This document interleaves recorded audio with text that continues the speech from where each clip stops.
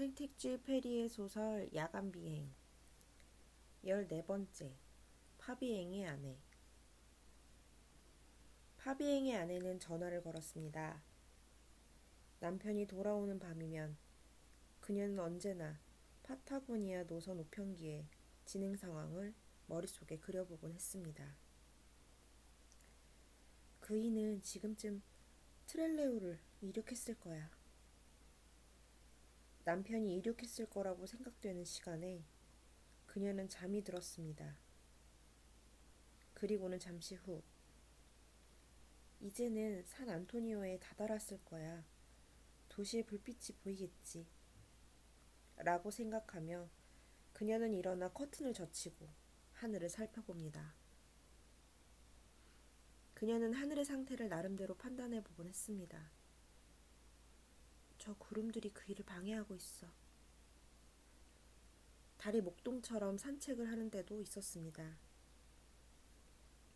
그러면 젊은 아내는 달과 별들, 남편을 둘러싸고 있는 그 수많은 것들에 안심하며 다시 잠자리에 들었습니다. 그러다가 새벽 1시경이 되면 다시 일어납니다. 남편이 가까이 와 있다는 것을 알기 때문입니다. 이젠 그리 멀지 않은 곳에 있어. 아마 부에노스아이레스를 보고 있을 거야.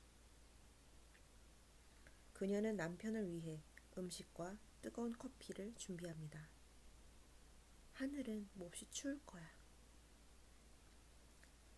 그녀는 남편을 맞을 때마다 마치 눈 덮인 산 꼭대기에서 내려온 사람처럼 대했습니다. 춥지 않아요? 괜찮아, 춥지 않소. 그래도 몸을 녹이세요. 1시 15분쯤 모든 것이 준비되면 그녀는 비행장에 전화를 걸곤 했습니다. 이 밤도 다른 때와 마찬가지로 그녀는 전화를 했습니다. 파비행 씨 착륙하셨나요? 전화를 받던 사무원은 약간 당황했습니다. 누구십니까? 시몬 파비행인데요. 아, 잠시 기다리십시오. 어떤 말도 할 수가 없는 사무원은 전화기를 과장에게 넘겼습니다. 누구십니까? 시몬 파비행이에요. 아, 네. 무슨 일이십니까, 부인? 남편이 착륙했나요? 뭐라고 답할 수가 없어서 그는 잠시 입을 다물었습니다. 이윽고 그는 간단하게 대답했습니다. 아니요. 늦어지는 건가요? 네. 또다시 그는 더 이상의 대답을 하지 못하고 머뭇거리다가 네, 연착입니다. 메마른 목소리로 대답했습니다. 그렇군요. 그녀가 내는 아 소리는 상처를 입은 사람이 내는 소리였습니다. 연착이란 아무것도 아니야. 그건 아무것도 아니고 말고. 그러나 그 연착이 길어진다면. 아, 그럼 몇 시쯤 도착할까요? 몇 시에 도착하느냐고요? 그건 우리도 모르겠습니다. 그녀는 벽에다 말하는 것 같은 느낌이 들었습니다. 그녀는 자신이 묻는 말에 똑같은 메아리만 듣고 있는 셈이었습니다. 제발 부탁입니다. 말해주세요. 남편이 지금 어디에 있나요? 어디 있냐고요? 기다려 주십시오. 얼른 대답해 주지 않는 것이 그녀는 마음에 걸렸습니다. 거기 그 벽 뒤에서 무슨 일인가 일어나고 있는 것이 분명했습니다. 이윽고 대답이 들려왔습니다. 19시 30분에 코모도로를 이륙했습니다. 그 다음에는요? 그리고는 늦어지고 있습니다. 날씨가 나빠져서 굉장히 늦어지고 있습니다. 아, 날씨가 나쁘다고요? 여기 부에노스아이레스의 하늘에는 저렇게 달이 한가로이 떠 있는데 얼마나 불공평한가. 그녀는 코모도로에서 트렐레오까지 불과 2시간밖에 안 걸린다는 것이 갑자기 생각났습니다. 그렇다면 남편이 무려 6시간 동안이나 트렐레오를 향해서 비행하고 있단 말인가요? 그렇다면 통신은 보내오고 있겠지요? 뭐라고 했어요? 뭐라고 했냐고요? 물론 잘 아시겠지만 그런 날씨에는 통신이 들리지 않아서요. 날씨가 그렇게 나쁜가요? 네, 부인. 소식이 오는 대로 즉시 연락을 드리겠습니다. 아, 그럼 사무실에선 남편의 상황에 대해 아무것도 모르고 있는 거로군요. 안녕히 계십시오, 부인. 아니, 잠시만요. 지사장님 좀 바꿔주세요. 지사장님과 통화하고 싶어요. 지사장님은 지금 몹시 바쁘십니다. 지금 회의 중이시라서. 아, 회의가 지금 무슨 상관이에요? 전화를 바꿔주세요. 지사장님을 바꿔주세요. 과장은 얼굴에 땀을 닦았습니다. 그럼 잠시만 기다리십시오. 과장은 리비에르의 방문을 밀고 들어갔습니다.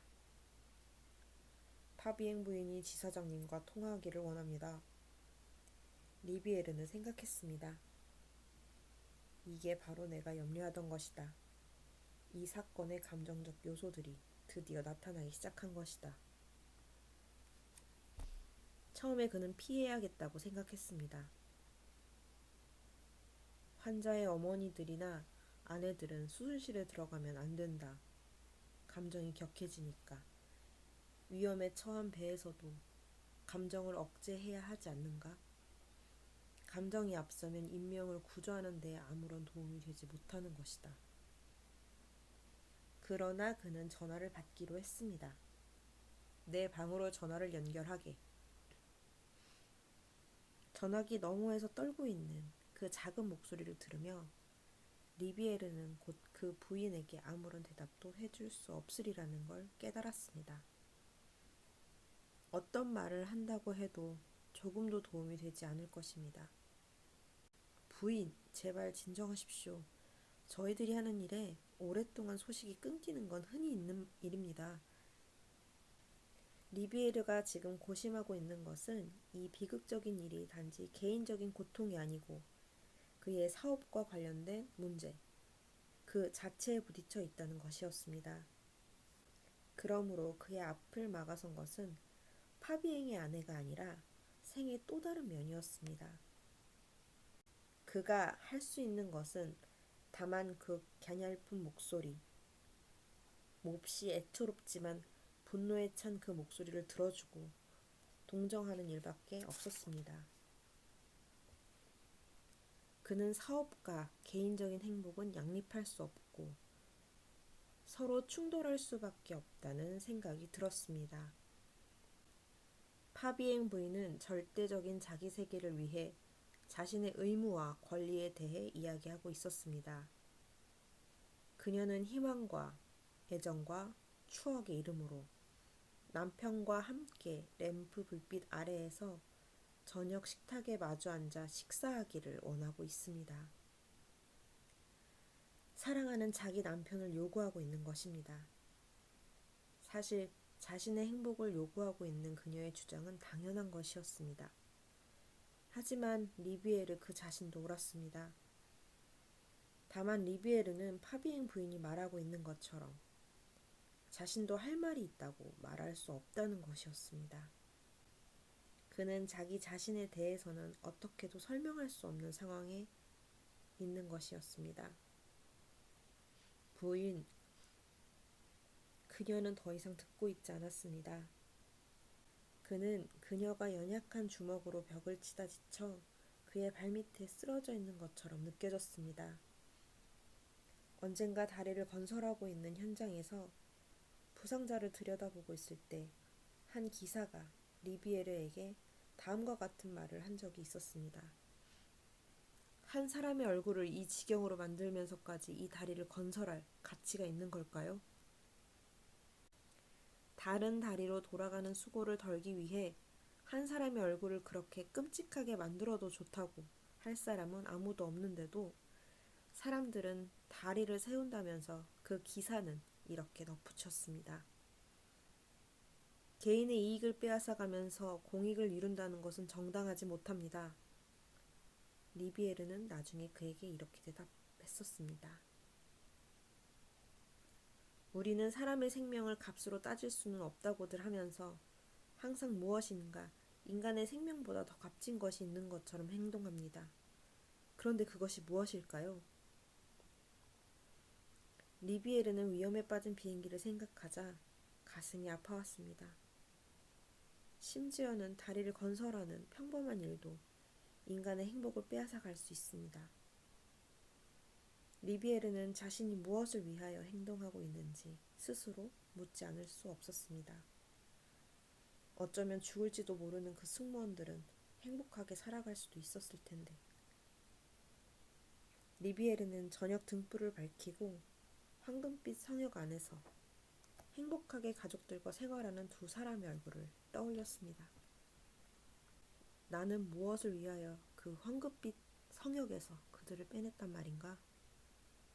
리비에르는 무엇을 위하여 그들에게서 개인적인 행복을 빼앗았을까 생각해 보았습니다.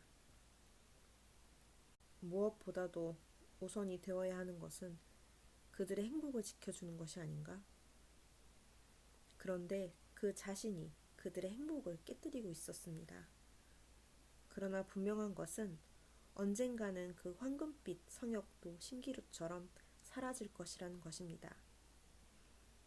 늙는다는 것과 죽음은 리비에르보다 더 무자비하게 그 성역을 깨뜨려 버릴 것입니다. 사람들의 행복한 생활이란 것은 어떤 불행한 사고에 의해서도 파괴되지만 늙음과 죽음이란 것에 의해서도 파괴되어질 수 있는 것입니다. 그러므로 리비에르의 일은 보다 영원한 것, 개인적인 행복보다 더 중요한 것을 위한 것이어야 할 것입니다. 그렇지 않다면 그 행동은 정당화되지 못할 것입니다. 사랑한다는 것, 그저 사랑만 한다는 것은 막다른 골목 같은 것이다.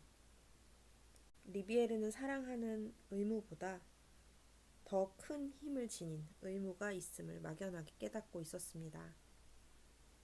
그것도 사랑이 한 면이지만 아주 다른 종류의 사랑이라고 설명할 수 있을 것입니다. 그는 다음과 같은 한 구절이 생각났습니다. 중요한 것은 그 사랑을 영원하게 만드는 것이어야 한다. 어디에서 읽었던 구절이었을까? 당신이 추구하는 모든 것은 결국 당신 자신 속에서 사라져 버린다. 리비에르는 페루의 고대 잉카족이 태양신을 모셨던 신전을 떠올렸습니다. 산 위에 높이 서 있는 돌기둥들, 그 돌기둥들을 세우려는 의지가 없었다면 오늘날의 이 문명에서 과연 무엇이 남아있겠는가? 잉카 문명의 지도자는 대체 어떤 의도로 그리고 어떤 사랑이라는 이름으로 그들의 백성에게 산꼭대기에 신전을 쌓아 올리라고 명령했을까? 어떻게 그 문명의 영원성을 지속하려고 했던 것일까? 리비에르는 다시 한번 저녁이면 야외 음악당 주변을 서성거리는 소도시의 군중을 떠올리며 생각해 보았습니다. 그런 종류의 행복, 그런 정도의 즐거움이란 아마도 고대 민족의 지도자는 인간의 고통에 대해서는 동정심을 느끼지 않고 인간의 죽음에 대해서는, 즉 동족의 소멸에 대해서는 동정심을 느꼈을 것입니다. 그래서 그 지도자는 사막의 모래도 파묻어 버릴 수 없는 돌기둥을 세우고자 백성들을 끌고 산 위로 올라가지 않았으면 안 되었을 것입니다.